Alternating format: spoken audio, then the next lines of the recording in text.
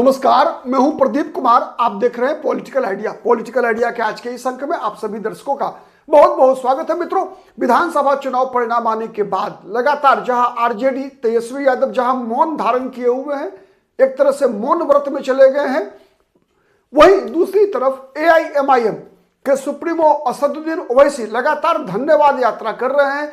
5 विधानसभा सीटों पर उनके उम्मीदवार जीत कर आए हैं फिर से, और उन्हीं 5 विधानसभा सीटों से जीत कर आए हैं जहां पिछली बार उनके उम्मीदवार जीते थे। और उन 5 में से 4 उम्मीदवार विधानसभा चुनाव जीतने के बाद 4 एमएलए आरजेडी ने तोड़ लिया था। उन्हीं 5 विधानसभा सीट पर इस बार फिर से एआईएमआईएम के उम्मीदवार जीते हैं। साथ ही 2 विधानसभा सीटों पर दूसरे नंबर पर रहे और 7 विधानसभा सीटें ऐसी थी जहां पर कि महागठबंधन के उम्मीदवारों के हार का कारण बनी थी एआईएमआईएम। ठीक है, और ओवैसी ने अपनी पहली यात्रा में ही जनता दल यूनाइटेड को, नीतीश कुमार को समर्थन देने का ऐलान कर दिया। तो आज हम इस वीडियो में जानने का प्रयास करते हैं कि असदुद्दीन ओवैसी, जो कि अभी अभी तुरंत एनडीए के खिलाफ चुनाव जीत कर आए हैं, उनके जो 5 विधायक चुनाव जीत कर आए हैं, वो दोनों के खिलाफ, एनडीए के खिलाफ भी और महागठबंधन के खिलाफ भी चुनाव जीत कर आए हैं।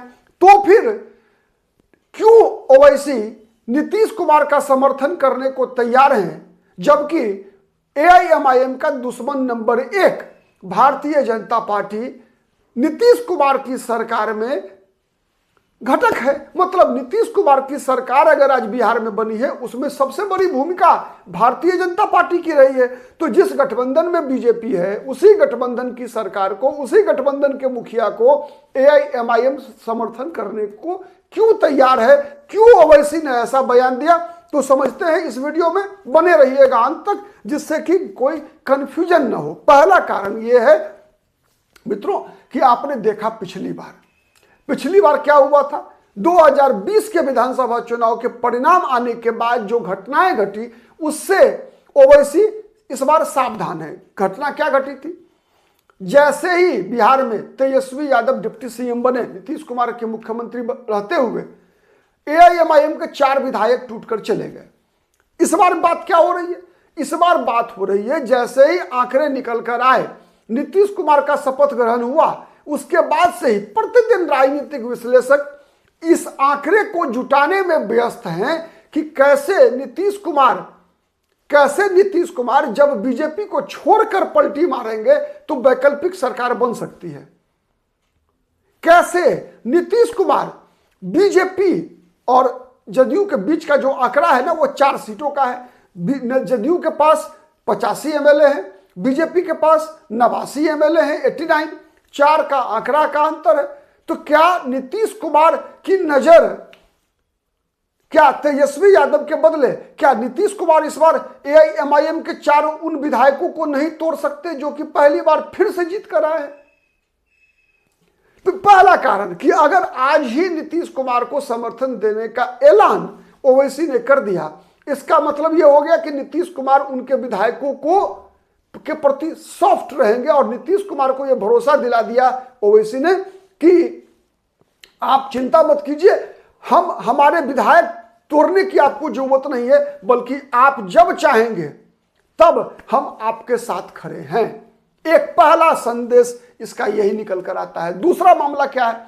दूसरा मामला जुड़ा हुआ है जिस प्रकार के मांगे ओवैसी ने रखी नीतीश कुमार के सामने, ठीक है, कि सीमांचल विकास बोर्ड बनना चाहिए, सीमांचल में जो है एम्स टाइप की एक ट्रॉमा सेंटर बनना चाहिए, एक एम्स का यूनिट वहां खुलना चाहिए। मतलब और जो विकास की मांगे हैं, ठीक है, बाढ़ नियंत्रण के लिए जो बातें डिमांड रखी है, बाढ़ नियंत्रण पर किस प्रकार से कार्रवाई होनी चाहिए, कई बड़े बड़े पुल बनाने की बात कही है ओवैसी की पार्टी ने, एआईएमआईएम ने। तो ये सब विकास केंद्रित मांगे हैं, जिससे कि जिन मांगों के सहारे ओवैसी सीमांचल की राजनीति में अपनी पार्टी का कद बढ़ाकर इस लेवल पे ले जाना। अभी तो उनके उम्मीदवारों की जीत हुई ध्रुवीकरण के आधार पर, उनके उम्मीदवारों की जीत हुई गैर भाजपा, गैर आरजेडी मतदाताओं के आधार पर। तो अब उसके साथ विकास का भी तर्का, एआईएमआईएम को विकास का भी श्रेय मिले सीमांचल के 4 जिलों में, पूर्णिया, अररिया, कटिहार, किशनगंज में।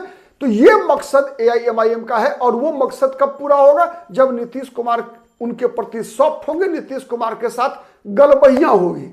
ठीक है। दो, तीसरा जो फैक्टर है वो है महागठबंधन को और किनारे करना सीमांचल की राजनीति में। जैसे ही वहां पर सीमांचल में एआईएमआईएम का कद बढ़ेगा, जैसे ही नीतीश कुमार के साथ नजदीकी बढ़ेगी और एआईएमआईएम का कद बढ़ेगा, और यदि उस नजदीकी से, अगर इस नजदीकी से नीतीश कुमार बीजेपी से अलग हो जाते हैं, नीतीश कुमार, चूंकि देखिए एक बात तो तय है ना कि नीतीश कुमार के बारे में कोई भी मुसलमान ये नहीं कहेगा कि नीतीश कुमार कम्युनल है।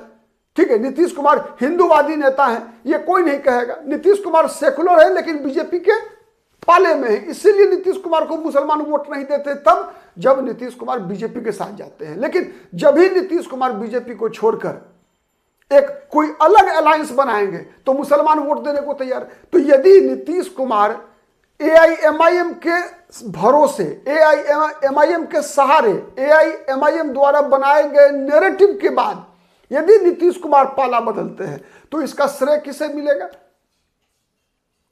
श्रेय बिहार की राजनीति में तो मिलेगा ही एआईएमआईएम को, बिहार के बाहर भी, चाहे वो उत्तर प्रदेश की राजनीति हो, चाहे वो पश्चिम बंगाल की राजनीति में हो, इसका श्रेय एआईएमआईएम को जाएगा कि एआईएमआईएम के प्रयास से ही असदुद्दीन ओवैसी ने नीतीश कुमार को बीजेपी के पाले से खींचकर एक नया मोर्चा बनाया, जिस मोर्चे में ना बीजेपी होगी ना आरजेडी होगी। तो एक तीसरा विकल्प की राजनीति, और इसमें अभी जो एआईएमआईएम पर मुस्लिम दल होने का आरोप लगता है, मुसलमानों का दल होने का, मुसलमानों की पार्टी होने का, ठीक है, बीजेपी आरोप लगाती है। तो उस आरोप को भी मतलब कमजोर करने में एआईएमआईएम को सुविधा होगी कि एआईएमआईएम नीतीश कुमार को नेता बनाकर बिहार में राजनीति कर रही है, तो इसका एक सकारात्मक प्रभाव एआईएमआईएम की राजनीति पर पड़ेगा। और इसके लिए एआईएमआईएम लगातार कोशिश भी करती है कि उसके साथ दलित जुड़ जाए और समाज के अन्य वर्ग जुड़े।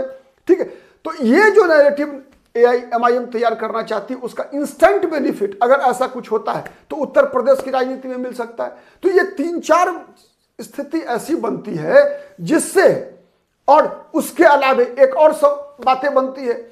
यह भी संभव है कि अगर नीतीश कुमार बीजेपी को छोड़ते हैं ऐसी स्थिति में, तो यह भी संभव है कि एआईएमआईएम की तरफ से 1-2 मंत्री भी बन जाए, 1-2 मंत्री भी बन जाए। अगर मंत्री भी बन गए, सत्ता भी साथ में आई, तो एक तीर से कई शिकार होंगे, एक तीर से कम 5-6 शिकार तो हो रहे हैं। तो यही मूल मकसद है जिन कारणों से मोटे तौर पे अपनी पार्टी को बचाना, सीमांचल के विकास में जो विकास होना है या करवाना है उसके लिए श्रेय मिलना, साथ ही एक सेकुलर पॉलिटिक्स से अपने आप को जोड़ना और उसमें नीतीश कुमार के साथ मिलकर राजनीति करना। और वहीं जैसे जैसे नीतीश कुमार के साथ एआईएमआईएम आगे बढ़ेगी, वैसे वैसे महागठबंधन की राजनीति जो है सीमांचल में खत्म होती जाएगी। ठीक है। तो ये उद्देश्य मुख्य है ओवैसी की। आप इस बात से कितना सहमत है कमेंट करके जरूर बताइएगा। ठीक है। आज के लिए इतना ही। बहुत बहुत धन्यवाद। नमस्कार।